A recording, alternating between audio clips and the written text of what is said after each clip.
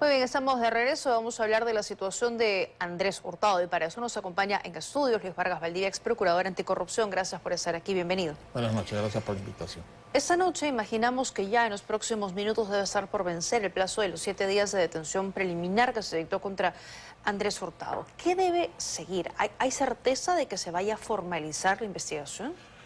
Bueno, el fiscal en su momento le pidió al juez esta, que es una medida cautelar fuera de proceso, y por lo tanto, es una medida extraordinaria, ¿no? Esta medida se dicta en la investigación preliminar, que es la etapa previa al proceso.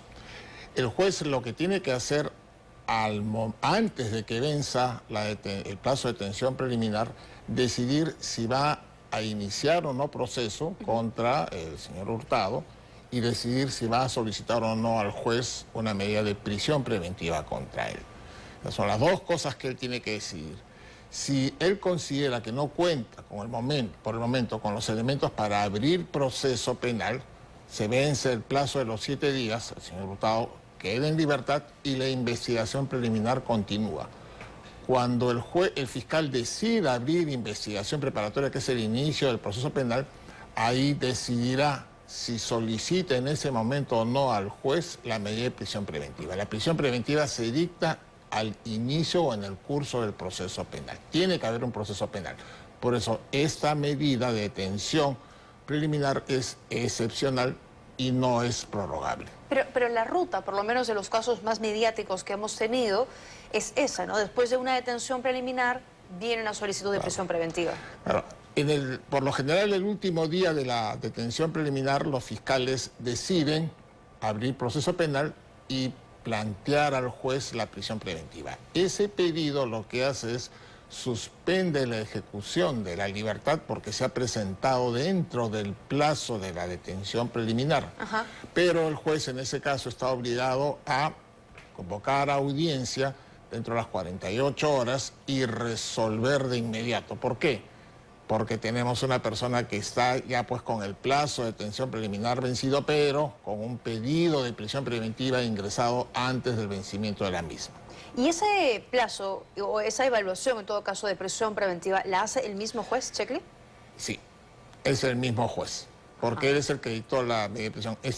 Hay que tener en cuenta que el señor Hurtado está comprendido en dos investigaciones. Una en la Fiscalía Suprema, por la vinculación con los jueces y fiscales que aparecen vinculados a estas actividades ilícitas que se le atribuye, y otra en la Fiscalía Provincial por los hechos vinculados a las otras actividades ilícitas que se le atribuyen o que se le imputan. La detención preliminar la dictó el juez Checli, con lo cual lo que queda claro es que es la Fiscalía Suprema la que va a decidir si formaliza o no investigación preparatoria contra la fiscal y las jueces que están comprendidas también en esa investigación. Y la primera etapa, la detención preliminar, estuvo sustentada básicamente en dichos, ¿no? Había un texto, digamos, que al juez le parecía coherente de que pudiese haber aquí la comisión de algunos delitos. En esta segunda etapa ya se necesitan esos dichos, tener mayor sustento y sobre todo, entiendo aquí, se tiene que verificar si es que los investigados tienen arraigos, que en este caso el señor Andrés Hurtado, tengo entendido, no tendría ninguno. El problema es que el señor Andrés Hurtado, cuando ha dado sus datos de identidad, no ha proporcionado información que permite establecer que tiene domicilio conocido o no. O sea, resulta bastante extraño que primero diga que no se acuerda de la dirección, después que no tiene precisión, luego que señale que respecto de sus ingresos y su trabajo, que hay días que puede ganar 1.000 soles, como otras semanas que puede ganar 300.000. O sea, eso lo que denota, pues, es falta de arraigo. ¿En qué consiste el arraigo? Es cuando uno acredita que tiene domicilio y trabajo conocido. Esto es, tiene intereses, ¿no es cierto?, que defender respecto de su actividad, tanto su domicilio como su actividad laboral. Claro. Lo que no corresponde, pero también se requiere para dictar la prisión preventiva que existan suficientes elementos que lleven al juez al convencimiento de que es necesario dictar esta medida extraordinaria en el curso del proceso.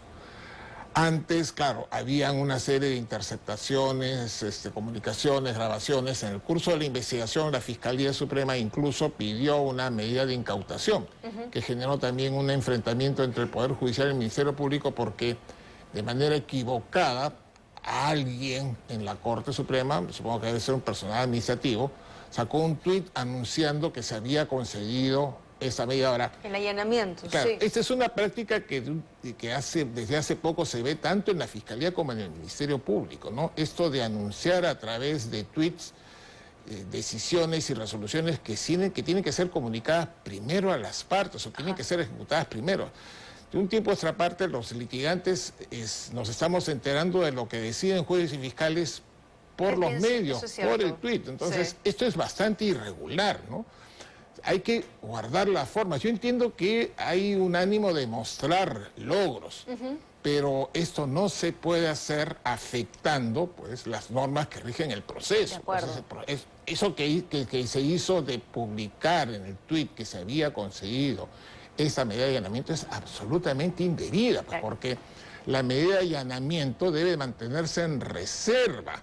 Es igual que cuando los fiscales señalan, hemos pedido detención preliminar, eso tampoco, o sea, a ver, hay un ansia indebida de figurar en medios, de mostrar logros, que creo yo está finalmente afectando los procedimientos en sí. O de buscar también un poco de presión, ¿no?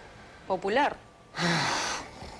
Sí, pues, pero es una malentendida presión popular. O sea, hay que tener en cuenta que las investigaciones, sobre todo, siempre se ha sostenido que las investigaciones respecto a funcionarios públicos, la reserva es limitada, a diferencia de los demás ciudadanos que, por ejemplo, en las investigaciones tienen derecho a la reserva.